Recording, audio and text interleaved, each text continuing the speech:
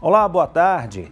Uma campanha do Ministério Público do Trabalho quer coibir a prática do assédio eleitoral nas empresas. Nas eleições de 2022, mais de 3 mil inquéritos foram abertos por causa do crime. Em ano de eleições, os assédios eleitorais crescem de forma considerável. O ambiente de trabalho tem sido um dos locais onde o eleitor é assediado e coagido constantemente. Você já passou por essa situação? Já vi acontecer, não concordo, não acho que é certo fazer o assédio eleitoral. Eu acho que a gente tem que ganhar as coisas no argumento, né? Tem que ter um bom argumento, formar uma opinião forte. Acontece muito, né? Não conheço ninguém, mas eu ouço muito falar. O assédio eleitoral é quando uma pessoa pressiona outra para que vote ou deixe de votar em determinado candidato nas eleições. O assédio eleitoral pode ocorrer de diversas formas. O mais comum é o empregador oferecer algum tipo de vantagem, brindes, churrascos, alguma vantagem financeira, não é?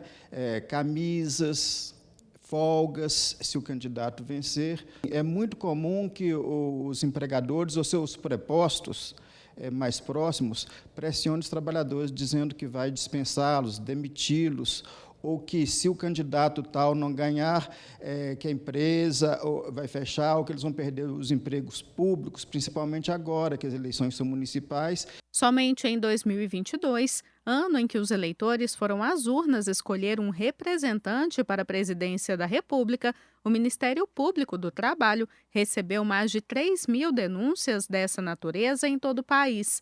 Em Minas Gerais, no mesmo ano, foram 600 denúncias. Agora nós temos, nesse início que abriu agora, né, abriram agora as campanhas, nós já temos em Minas Gerais 22 denúncias e no Brasil em torno de 90, 100. O eleitor que se sentir assediado ou coagido deve buscar seus direitos. Ele pode recorrer ao site do Ministério Público do Trabalho e formalizar a denúncia. Também pode procurar a Justiça Eleitoral e os Ministérios Públicos do Estado e Federal, que, sendo assédio na área trabalhista, encaminharão para a gente.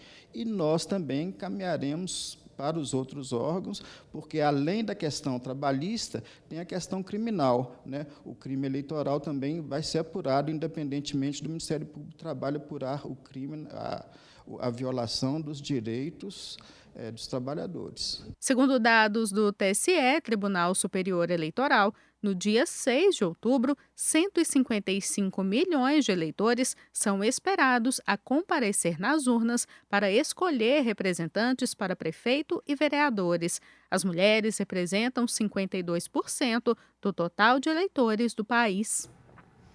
Estão abertas as inscrições para o retiro da região episcopal Nossa Senhora da Conceição. Com o tema Senhor, ensina-nos a rezar, o encontro será realizado no dia 21 de setembro, às 8 horas da manhã, na Paróquia Imaculado Coração de Maria e Santo Antônio, em Venda Nova. O encontro é um convite para os fiéis vivenciarem o Ano da Oração 2024. Além disso, o retiro também será um momento de preparação para o Jubileu da Esperança em 2025, convocado pelo Papa Francisco. O retiro espiritual será conduzido pelos bispos auxiliares da nossa arquidiocese, Dom Júlio César Moreira. Para participar é muito simples. Vou te mostrar aqui como é que você faz a sua inscrição. No site da Arquidiocese tem essa matéria. Senhor, ensina-nos a rezar. Você sobe um pouquinho a matéria e aqui embaixo tem o link para você clicar. Clica aqui e faça a sua inscrição até o dia 18. Vai abrir essa página do Retiro Espiritual. E aí você preenche com o seu nome, telefone, e-mail, de qual forania você é. E aí você vai poder participar deste encontro. As inscrições vão até o dia 18 de setembro e informações pelo telefone 31 986750217. Padres religiosos e leigos que se dedicam ao trabalho de evangelização das famílias nos movimentos das pastorais da Arquidiocese de Belo Horizonte são convidados para participar do segundo encontro arquidiocesano das famílias. Um momento de comunhão, oração e partilha é organizado pela Pastoral Familiar e tem programação variada, com palestras, testemunhos e Santa Missa. O evento será realizado na Catedral Cristo Rei no dia 19 de outubro, no sábado, às 8 horas da manhã. Com o tema Desafios e Esperança na Vida Familiar, itinerário para a catequese matrimonial, o encontro arquidiocesano visa trabalhar a formação e a articulação da pastoral familiar nas comunidades de fé, além do fortalecimento dos laços familiares e renovação espiritual. A inscrição pode ser feita no site da Arquidiocese de BH. Amanhã é celebrado o Dia da Independência do Brasil. Na Avenida Afonso Pena será realizado o tradicional desfile cívico-militar de 7 de setembro. A tenente-coronel Tatiana Microne, do comando da 4ª Região Militar do Exército, vai nos trazer detalhes do desfile. Boa tarde, Tatiana. Quantas pessoas que vão participar desse desfile neste ano? Então, boa tarde para vocês, muito obrigada aí pela oportunidade. Esse ano, do desfile militar, participam 4.400 militares, com representantes da nossa Marinha do Brasil, do Exército Brasileiro, da Força Aérea e também da nossa Polícia Militar e do Corpo de Bombeiros, além dos representantes dos órgãos de segurança pública. Então, a nossa previsão aí é de 4.400 militares na Avenida Afonso Pena. E uma atração para as crianças são os veículos. Haverá desfile dos veículos militares?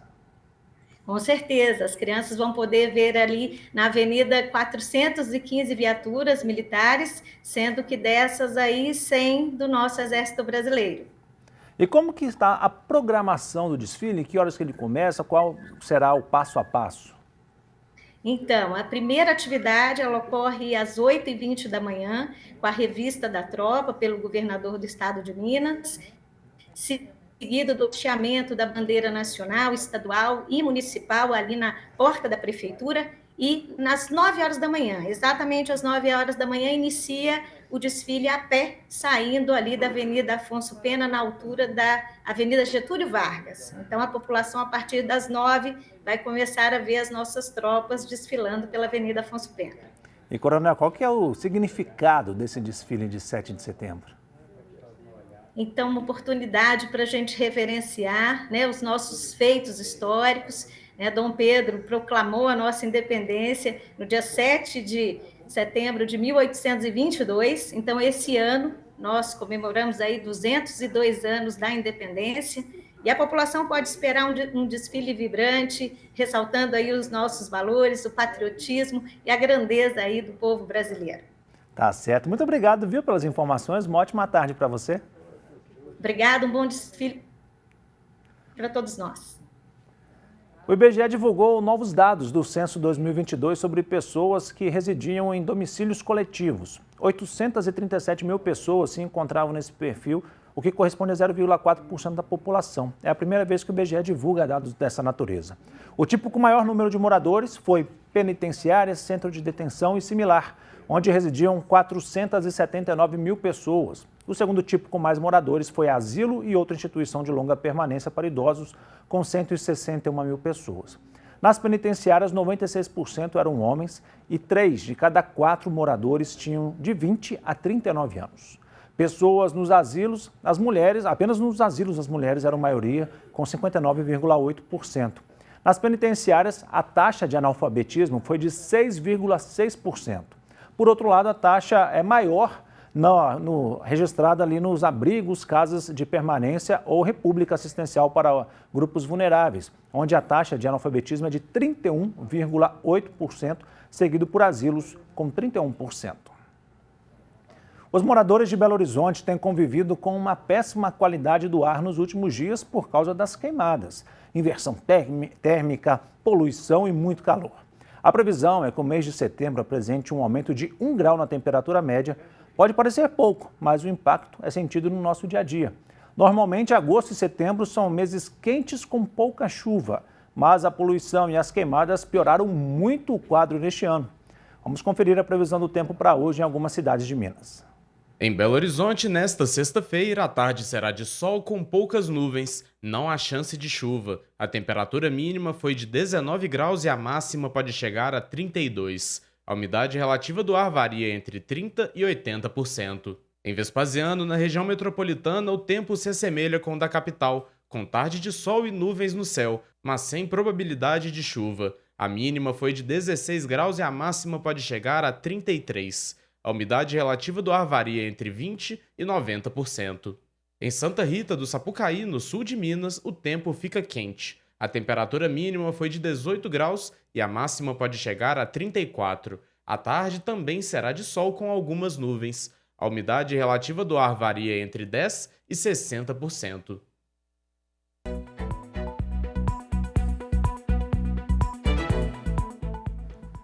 As empresas têm desenvolvido ações para tentar preservar o meio ambiente. O coordenador do curso de administração da PUC Minas, professor Marco Antônio Machado, nos apresenta uma visão desse cenário. Boa tarde, Marco. Qual que é o peso da ação das empresas para a mudança da mentalidade dos funcionários? Boa tarde, André. Boa tarde a todos que nos acompanham. Sempre um prazer estar aqui com vocês. Olha, as empresas têm um papel fundamental em mudar a mentalidade dos funcionários sobre sustentabilidade. Quando ela adota práticas ambientalmente corretas, isso educa e inspira os funcionários a que tenham o mesmo comportamento sustentável na sua vida pessoal. Isso pode ser feito muito com programas de treinamento, incentivo ao uso de transporte público ou de bicicleta. As empresas podem, por exemplo, disponibilizar espaços para as pessoas estacionarem, né, as suas bicicletas, e até competições internas para reduzir o consumo de energia, resíduos, por exemplo, dando ideias e fazendo disputas nesse sentido. Isso ajuda muito a mudança de mentalidade. E, Marcos, são necessárias novas medidas para se cuidar do meio ambiente ou já existem práticas capazes de auxiliar nessa missão? Olha, já existem muitas práticas que ajudam nessa preservação do meio ambiente. Reciclagem, reutilização de materiais, reutilização de plásticos e energia renovável. Mas muitas novas medidas e inovações são necessárias, porque o mundo muda a todo momento. Então, os desafios sempre vão evoluindo. Por exemplo, enquanto a gente está pensando no uso de painéis solares, que realmente ajudam a reduzir a dependência dos combustíveis fósseis, estão sendo e precisam ser aprimoradas tecnologias novas para a captura do carbono, porque isso é muito importante para diminuir o excesso de CO2 na atmosfera. Quais outros exemplos podemos dar sobre propostas inovadoras com relação ao meio ambiente? Olha, eu vou citar 3 exemplos. Uma que ainda não se fala muito, que chama upcycling, que é você transformar resíduos em novos produtos. Como muitas marcas de moda hoje falam a utilizar tecidos recicláveis. Outro caso seria as empresas que cultivam vegetais em telhados de escritório ou em espaços como esse, para reduzir o transporte de alimentos e até refrescar o ambiente, seria uma agricultura urbana. E o uso de energia limpa, que é usar fontes renováveis como energia solar, eólica, para operar as próprias fábricas e os escritórios, e até mesmo condomínios, né? Essas ações ajudam muito a reduzir a pegada do carbono e é uma prática bastante bem vista em termos de sustentabilidade. E, Marcos, existe algum estudo que mostre o impacto das empresas no meio ambiente e na sustentabilidade?